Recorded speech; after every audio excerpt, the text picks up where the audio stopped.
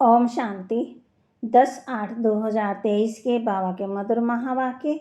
बाबा कहे, मीठे बच्चे, जब तुम बाप की गोद में आते हो तो ये दुनिया ही खत्म हो जाती है। तुम्हारा अगला जन्म नई दुनिया में होता है।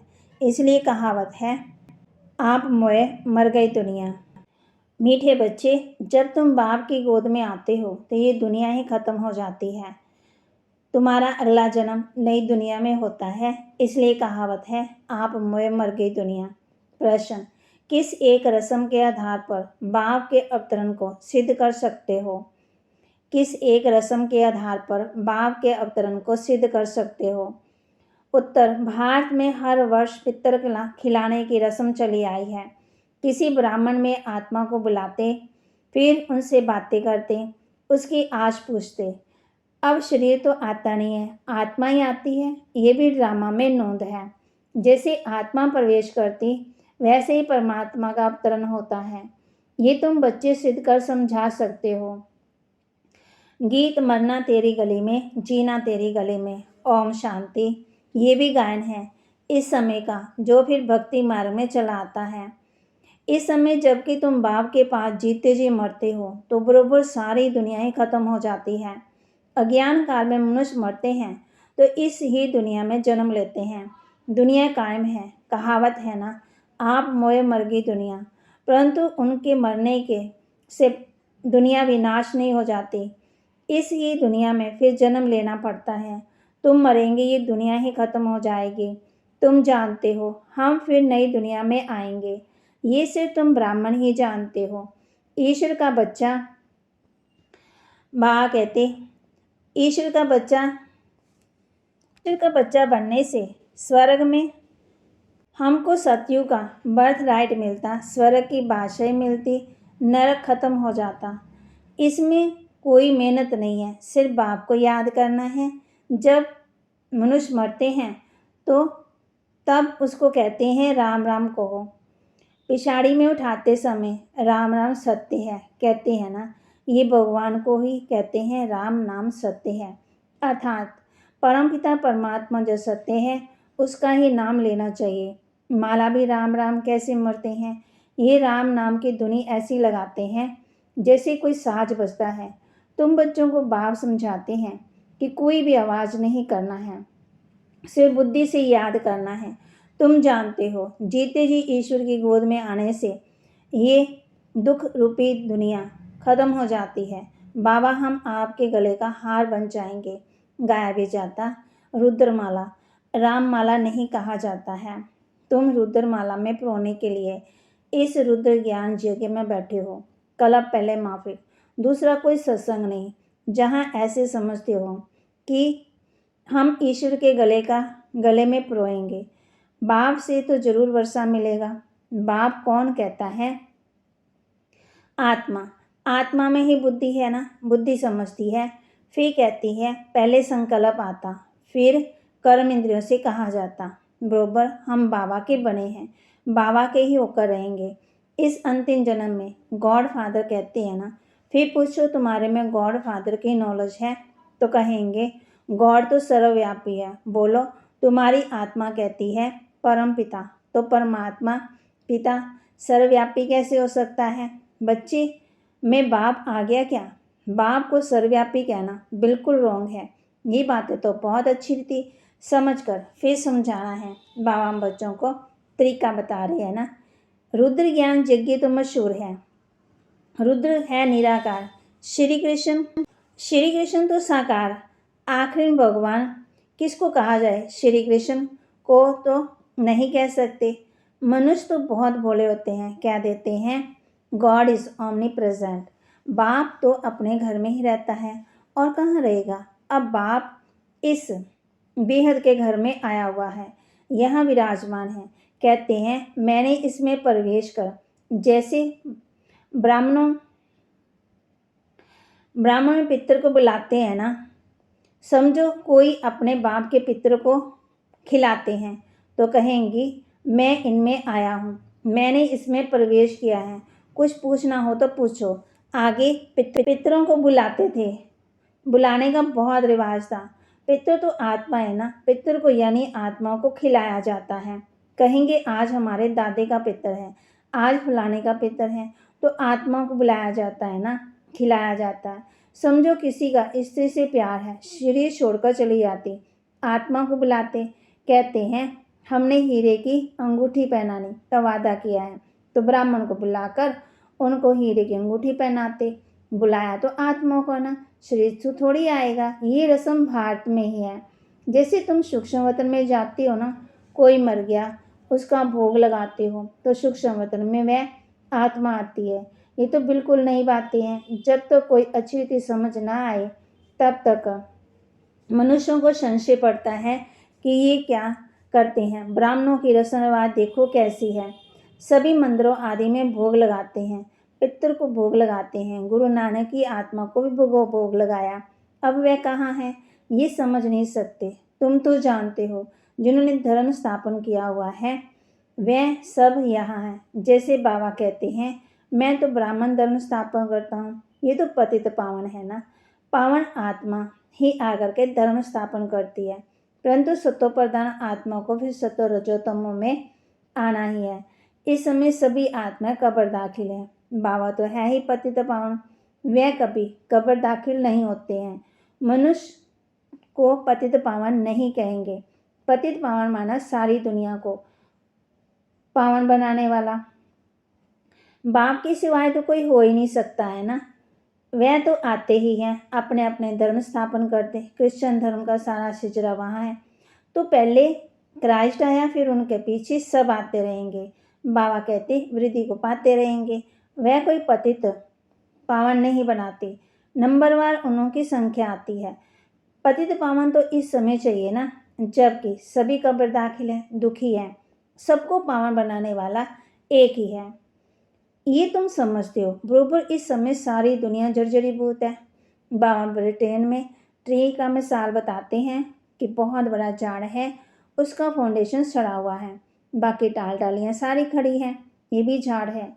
देवी देवता धर्म का जो फाउंडेशन है उनकी जड़ एकदम कट गई है, बाकी सब है। बीज हो फिर स्थापन करें। बाप कहते हैं मैं फिर से आकर स्थापना करता हूँ। ब्रह्मा द्वारा शंकर द्वारा विनाश, बरोबर अनेक धर्मों का विनाश हुआ था। महाभारत लड़ाई के समय जो राजयोग सीखे उनकी फिर राजधानी स्थापन होगी। तुम जानते हो अभी हम बाबा के पास जाएंगे, फिर नई दुनिया में आएंगे, फिर झाड़ वृद्धि को पाता जाएगा। देवी देवता धर्म जो था वह अब नहीं है। बाप कहते हैं मैं फिर आकर के आदि सनातन देवी देवता धर्म की स्थापना करता हूँ। भारत जो ऊंचे से ऊंचा था ना, उनको अब ग्रहण लगा हुआ है। कौन सा? विकारों का। बाप कहते विकारों की चिता में बैठने से इस समय तुम्हारी आत्मा काली हो गई। अब फिर तुम ज्ञान चिता पर बैठ गोरे बनते हो। तुम जो श्याम बन गए, काले बन गए ना, तो बाबा गोरा बनाते हैं। परमपिता परमात्मा की मत उनकी श्रीमत मिलती है। परमपिता परमात्मा की आत्मा एवर प्योर गोरी है, आत्मा में ही खाद पड़ती है, सोने का मिसाल है ना।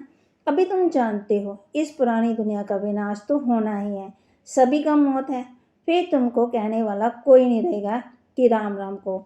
अब देखो नेहरू मरा तो उनकी राख को सब जगह गिराया, समझा? अच्छी खाद मिलेगी। झाड़ में कीड़ा आदि पड़ जाता है तो उसमें राख डालते हैं। अभी इस सारी पृथ्वी को कितनी राख मिलेगी? बड़े बड़े सन्यासी महात्मा मरते हैं तो उनको राख ऐसे डालते हैं। बाबा लास्ट की बात कर रहे हैं ना, जब सारी दुनिया बाबा कहते खत्म हो जाएगी। सबसे उत्तम है सन्यासी। इतनी मिट्टी का पुतला मिट्टी में मिल गया, मिट्टी मिट्टी में मिल जाएगी, तो ये धरनी फिर सुंदर हो जाएगी ना, ये भारत स्वर्ग बन जाएगा। अभी तो कितने मरेंगे, कितनी खाद मिलेगी, तो क्यों नहीं सारी सृष्टि बाबा कहते फर्स्ट क्लास अनाज भी देगी ये, है ना। सत्युग में सब हरे भरे होंगे। इस सृष्टि को नया बनाने में टाइम लगता है। तुम सूक्ष्म वतन में जाते हो, कितने बड़े बड़े फल तुमको दिखाते हैं, सूबी रस पिलाते हैं। तुम विचार करो कितनी खाद मिलेगी, सूबी खास भारत को। वहाँ कितनी तबाह कही, वहाँ कितनी अच्छी अच्छी चीज़ें निकलेंगी। नई दुनिया के लिए खाद पड़कर सारी दुनिया नई हो जाएगी। सूक्ष्म वतन में वैकुंठ का सूबी रस का तुमको पिलाते हैं रस, बगीचे आदि का शास्त्र का कराते हैं। बच्चों ने शास्त्रकार भी किया। सुबीरस पीकर आते हैं। प्रिंस प्रिंसेस बगीचे में फल ले आते हैं। अब सुख समत में तो बगीचा हो ना सके, जरूर वैकुंठ में गए होंगे। एक एक को शास्त्रकार नहीं कराएंगे, जो निमत बनते हैं ना उनको ही शास्त्रकार कराते हैं। हो सकता है अगर तुम याद में रहेंगे, बाबा के बच्चे बनकर रहेंगे, तो लास्ट में तुमको ही शास्त्रकार होगा। ये तो पहले गौशाला बननी थी, शुरू शुरू की बात है ना, भट्ठी में पकना था तो बहुत आ गए। बच्चों को समझाया, सिर्फ एक को लिटरेचर देने से समझ नहीं सकेंगे, समझाने वाला टीचर जरूर चाहिए। टीचर सेकंड में समझाएगा, ये तुम्हारा बाबा है, ये दादा है, ये बेहद का बाप है, स्वर का रचयिता है। सिर्फ कोई को लिटरेचर दिया तो देकर फेंक देंगे, कुछ भी नहीं समझेंगे। नहीं, इतना जरूर समझाना है कि बाप आया है, ये ढंढोरा पिटवाना तुम्हारा फर्ज है। बरोबर यादव कौरव भी है, महाभारी महा लड़ाई भी सामने खड़ी है। जरूर राजयोग सिखाने वाला भी होगा, जरूर स्वर्ग की स्थापना की भी होगी। एक धर्म की स्थापना, अनेक धर्मों का विनाश। तुम जानते हो हम नर से नारायण, नारी से लक्ष्मी बनते हैं। ये है हमारी एम ऑब्जेक्ट। मनुष्य देवता कहते हैं ना कि ये कर्त न लागी बार, माना देवता बनाने वाला परमात्मा ही है।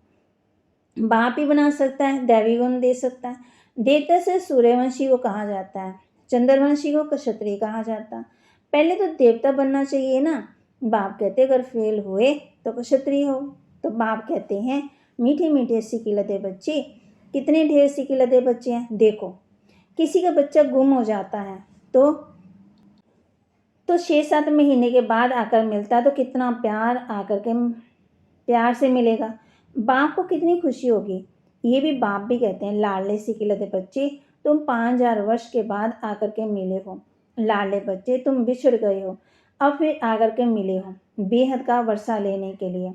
बाप कहते हैं ये तुम्हारा जन्म सिद्ध अधिकार है, बाबा तुमको बेहद की बादशाही देने के लिए आया है। आप कहते ये जो मैं सौगात लेकर आया ना तुम बच्चों के लिए, कितनी बड़ी सौगात लाई है, परंतु इतना लायक बनना है ना, श्रीमत पर चलना है। मम्मा बाबा कहकर फिर अगर भूल गए, फारगती दे दी तो गले का हार नहीं बनेंगे। बच्चों को कितना प्यार किया जाता है, बाप बच्चों को सिर पर रखते हैं।